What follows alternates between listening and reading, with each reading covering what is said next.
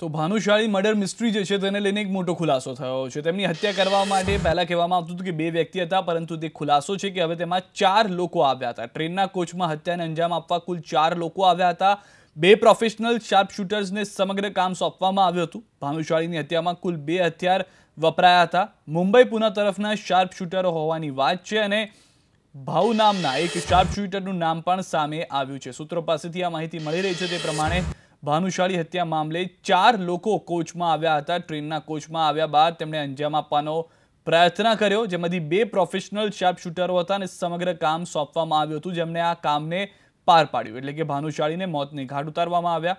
ભાનુશાળીની હત્યામાં કુલ 2 હથિયાર વપરાયા હતા અને મુંબઈ પુના તરફના શાર્પ શૂટર હોવાનું હાલમાં અંદાજ છે।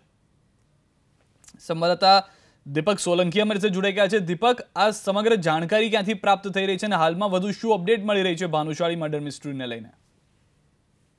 જે 47 કેસ હતો ભાનુશાળી હત્યા મામલે જે એસઆઈટી તપાસ કરી રહી છે, ત્યારે સૂત્રો તરફથી જે માહિતી મળી રહી છે કે 2 શાર્પ શૂટરો દ્વારા સમગ્ર ઘટનાને અંજામ આપવામાં આવ્યો હતો। પુના મુંબઈનો આ જે શાર્પ શૂટર છે, કહેવામાં આવી રહ્યું છે કે જે જયંતિ ભાનુશાળી છે તેની સાથે પણ આ જે શાર્પ શૂટર છે ભાઉ નામનો, તેના દ્વારા કામ કરવામાં આવ્યું હતું ને ભાઉ દ્વારા જ હત્યા કરવામાં આવી હોય તેવી હાલ સૂત્ર તરફથી માહિતી મળી રહી છે। 2 શાર્પ શૂટર દ્વારા અન્ય બીજા 2 વ્યક્તિઓને સાથે રાખી કુલ 4 લોકો દ્વારા આ જે હત્યાનો ગુનો છે તેને અંજામ આપવામાં આવ્યો હતો।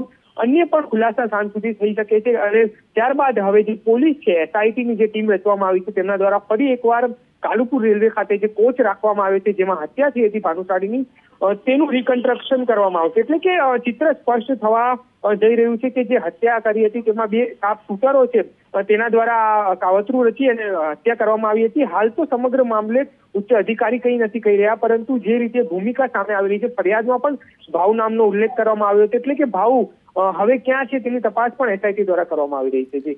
જી આભાર દીપક સમગ્ર માહિતી બદલ। તો જે રીતે મુંબઈ પુના તરફના શાર્પ શૂટરો હોવાની શક્યતા છે અને જે રીતે સંવાદદાતાએ પણ જણાવ્યું કે તપાસ એજન્સીની એક ટીમના ગઈકાલ રાતથી જ ગુજરાત બહાર તપાસ માટે ધામા હતા, જે દરમિયાન જાણવા મળી છે કે ભાઉ નામના એક શાર્પ શૂટરનું નામ સામે આવ્યું છે। હવે ભાઉ જે છે તેને મરાઠી ભાષામાં પણ મોટા ભાઈ તરીકે જોવામાં આવતા હોય છે। શું તે રીતે કોઈ હતું કે અન્ય કોઈ વ્યક્તિનું નામ ભાઉ છે જેને લઈને શોધખોળ ચાલી રહી છે?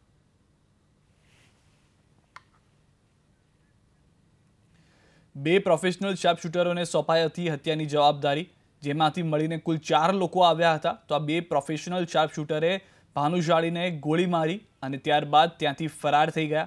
હાલમાં પોલીસ સતત એ તપાસ ચલાવી રહી છે, એસઆઈટીની ટીમ એ તપાસ ચલાવી રહી છે કે આ 4 લોકો કોણ હતા। જો એક જણનું પણ પગેરું મળી જાય છે તો તેની મદદથી અન્ય 3ને પણ પકડવામાં સફળતા એસઆઈટીને મળી શકે છે।